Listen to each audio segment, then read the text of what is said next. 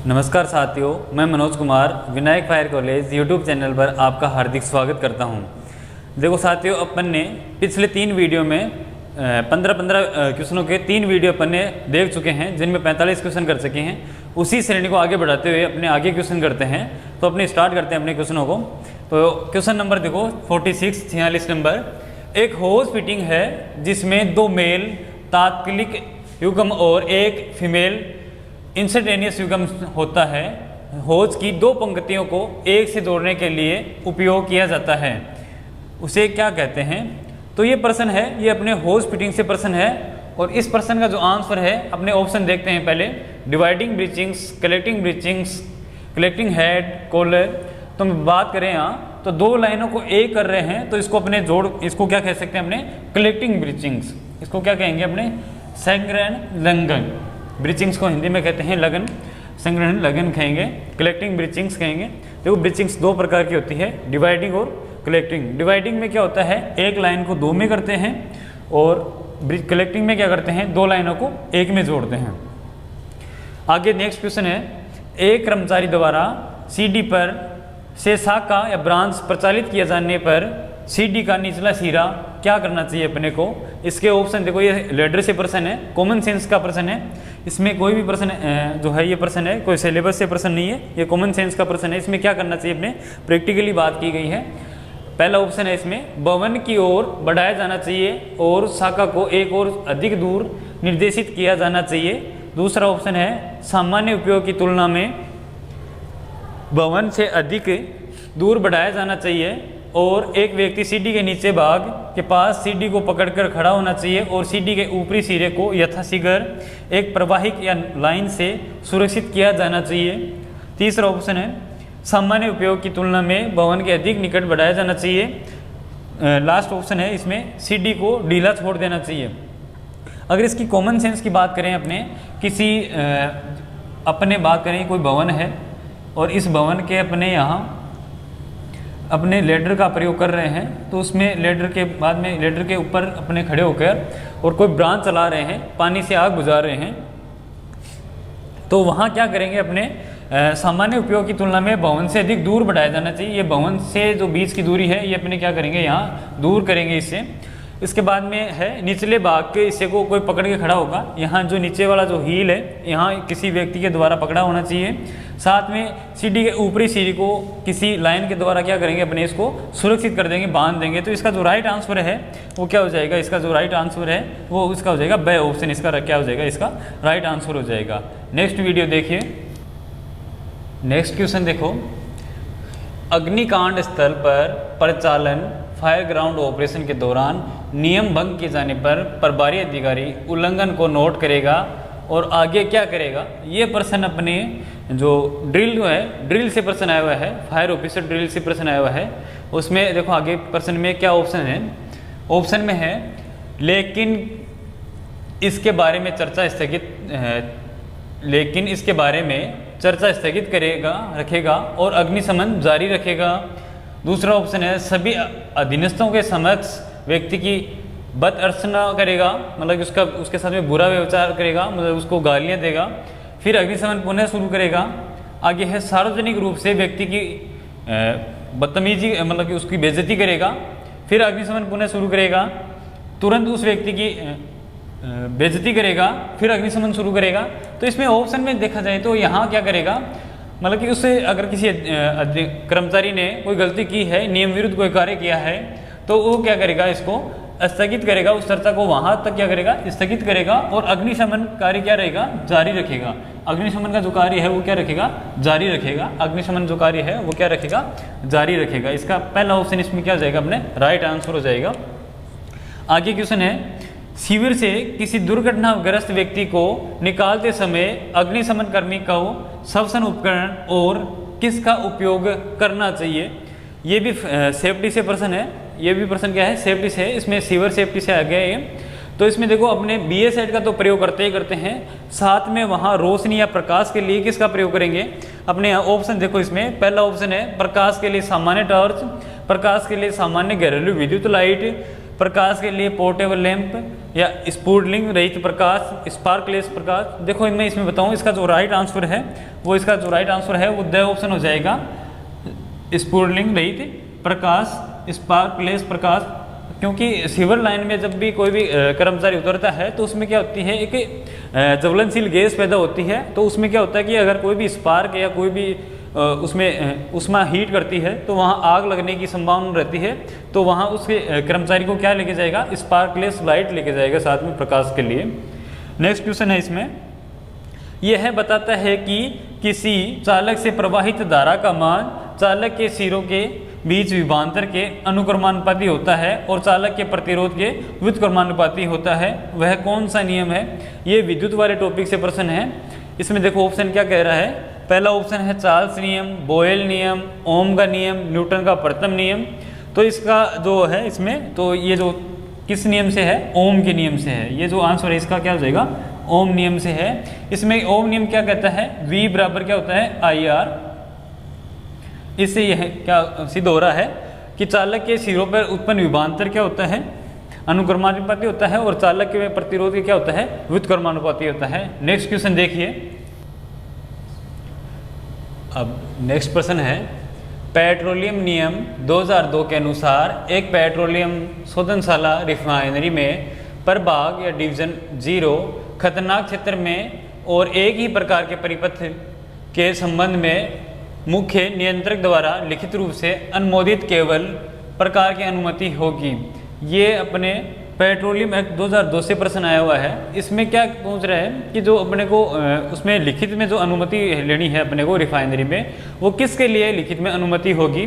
तो इसमें अगर ऑप्शन की बात करें, पहला ऑप्शन है ज्वालारोधक विद्युत उपकरण, आंतरिक रूप से सुरक्षित विद्युत उपकरण, औद्योगिक प्रकार का विद्युत उपकरण। तो इसमें जो इसका जो राइट आंसर है वो क्या है, आंतरिक रूप से सुरक्षित विद्युत उपकरण।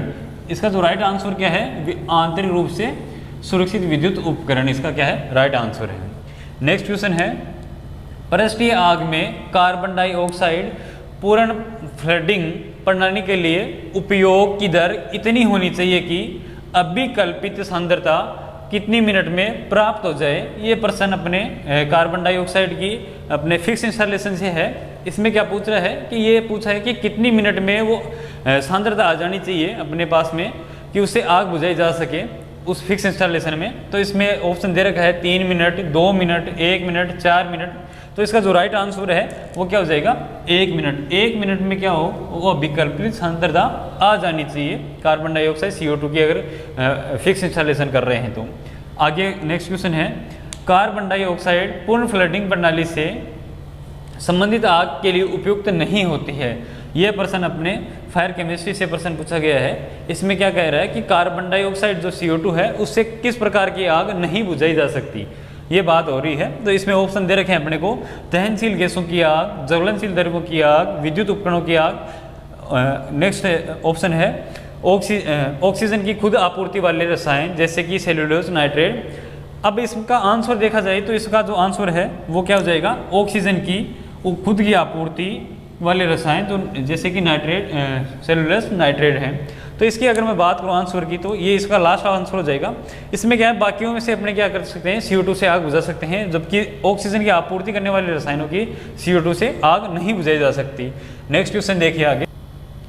नेक्स्ट क्वेश्चन है, किसी वयस्क में हृदय फुफ्फुसीय पुनर्जीवन उपचार CPR में जब तक कि गतिशीलता के संकेत नहीं मिलते या आपातकालीन चिकित्साकर्मी द्वारा कार्यभार संभाल नहीं लिया जाता। तो ये जो प्रश्न है ये अपने CPR से प्रश्न है, CPR से प्रश्न आया हुआ है। इसमें क्या कह रहा है कि व्यक्ति को कितनी देर तक अपने को अगर उसमें कोई गतिशीलता या कोई आपातकालीन चिकित्साकर्मी जब तक नहीं आते तब तक अपने को क्या करना है, CPR कैसे देना है। इसका ऑप्शन देखो, पहला ऑप्शन है इसमें, सीने पर 30 बार दबाते हुए और 2 बार मुंह से मुंह में बचाव सांस देने के चक्कर जारी रखे जाते हैं। सीने पर 20 बार दबाते हुए, सीने पर 2 बार दबाते हुए, सीने पर 10 बार दबाते हुए। तो जो इसका राइट आंसर है वो CPR क्या कहता है कि आप सीने पे 30 बार दबाएंगे और 2 बार मुंह से मुंह में बचाव सांस देने के चक्कर को क्या रखेंगे, जारी रखेंगे। ये अपने CPR फर्स्ट एड से प्रश्न आया हुआ है। फर्स्ट एड से जो प्रश्न आया, प्राथमिक चिकित्सा से प्रश्न आया हुआ है। नेक्स्ट क्वेश्चन है इसमें, अग्निशमन की कौन सी विधि में सामान्य प्रक्रिया अग्निपीठ तक ताज़ा वायु पहुंचने से रोकना तथा आग के स्वतः बुझ जाने तक परिसीमित वातावरण में दहन द्वारा ऑक्सीजन की मात्रा को कम किया जाना है, वह कौन सी विधि है?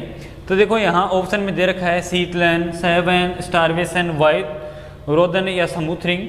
तो इसका जो आंसर है, तो यहाँ ऑक्सीजन को रोका जा रहा है, तो ऑक्सीजन को रोका जा रहा है तो उस विधि को कहते हैं अपने वायु रोधन या स्मूथरिंग मेथड कहते हैं। उसको क्या कहते हैं अपने वायु रोधन या स्मूथरण मेथड कहते हैं।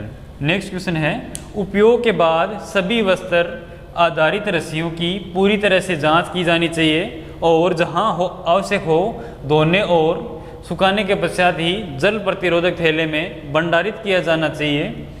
यह प्रश्न जो है ये अपने रोप एंड लाइन से प्रश्न आया है, कॉमन सेंस का प्रश्न है, इसमें कोई सिलेबस का प्रश्न नहीं है ये। तो इसकी अगर मैं बात करूं तो यहाँ सीधी धूप से उसमें सुखाना चाहिए या प्राकृतिक रूप से सुखाना चाहिए या हीटर का प्रयोग करके सुखाना चाहिए या गर्म वायु का ब्लोअर का प्रयोग करके सुखाना चाहिए। तो इसका जो राइट आंसर हो जाएगा वो है अपने प्राकृतिक रूप से सुखाने के बाद उसको क्या करेंगे अपने जल प्रतिरोधक थैले में भंडारित किया जाना चाहिए। इसका आंसर क्या हो जाएगा? प्राकृतिक रूप से सुखाने के पश्चात जल प्रतिरोधक थैले में भंडारित किया जाना चाहिए। आगे नेक्स्ट क्वेश्चन देखिए। नेक्स्ट क्वेश्चन है, में गोल या चौकोर नोक वाला इस्पात का ब्लेड होता है और एक लकड़ी का हैंडल होता है जो 2 रिवेट द्वारा ब्लेड से कसा होता है तथा इसका प्रयोग मिट्टी छीलन हटाने और झाड़ जड़ाख को काटने के लिए किया जाता है। ये प्रश्न है अपने प्रश्न आया है स्मॉल गेयर से ये प्रश्न आया है। इसमें काटने वाले जो उपकरण है उसमें से एक ये उपकरण है, तो वहाँ से ये प्रश्न आया है। तो इसका ऑप्शन देखो, गेंती, खनित्र सावल, छेनी, बड़ी कुल्हाड़ी। तो जो इसका जो राइट आंसर है वो क्या हो जाएगा? सावल। सावल जो होता है वो क्या होता है? गोल होता है आगे से। अगर मैं यहाँ डायग्राम बनाऊँ तो ऐसे चौकोर होता है, ये क्या है? सावल है। इसकी बात कर रहा है ये, यहाँ इसकी बात की गई है। आगे प्रश्न है, इसका तो राइट आंसर क्या हो जाएगा? सावल हो जाएगा। नेक्स्ट क्वेश्चन है, संचरण एवं वितरण के लिए प्राय प्रत्यावर्ती धारा का उपयोग किया जाता है क्योंकि खालिस्तान नामक उपकरण द्वारा वोल्टता में आवश्यकता अनुसार वृद्धि या कमी की जा सकती है। यह जो प्रश्न है ये विद्युत धारा से प्रश्न है, विद्युत इलेक्ट्रिसिटी वाले टॉपिक से प्रश्न है। इसमें क्या पूछ रहा है कि वोल्टता को कम ज़्यादा करने वाला उपकरण कौन सा है? तो यहाँ ऑप्शन है, जैसे ऑप्शन में प्रतिरोधक, जनित्र, ट्रांसफार्मर, प्रत्यावर्ती। तो इसका जो राइट आंसर क्या हो जाएगा? इसका राइट आंसर हो जाएगा ट्रांसफार्मर। ट्रांसफार्मर क्या करता है? धारा क्या वोल्टता को क्या करता है? कम ज़्यादा करता है। तो इसे क्या कहते हैं अपने? ट्रांसफार्मर कहते हैं। इसका राइट आंसर क्या हो जाएगा? ट्रांसफार्मर। नेक्स्ट क्वेश्चन देखिए आगे। नेक्स्ट क्वेश्चन है अपना, 10 मीटर व्यास और 6 मीटर ऊंचाई वाले एक वर्ताकार टैंक को भरने के लिए आवश्यक जल की मात्रा ज्ञात कीजिए। ये जो प्रश्न है ये हाइड्रोलिक्स से प्रश्न है, ये वाटर हाइड्रोलिक्स से प्रश्न है। तो इसमें क्या पूछा है? अपने को टैंक का व्यास दे रखा है और ऊंचाई दे रखी है, उसको वर्ताकार टैंक है और वर्ताकार टैंक को भरने के लिए कितने जल की आवश्यकता होती है? तो देखो इसका एक सूत्र होता है, इस प्रश्न का एक सूत्र होता है। तो इसका सूत्र क्या होता है? इसका सूत्र होता है πr² H इंटू 1000 लीटर, ये सूत्र होता है। तो इसका आंसर क्या जाएगा? 22/7 इंटू व्यास दे रखा है तो त्रिज्या कितनी हो गई? 5 गुणा 5 गुणा ऊंचाई दे रखी है अपने को 7 गुणा 1000। तो इसका जो आंसर हो जाएगा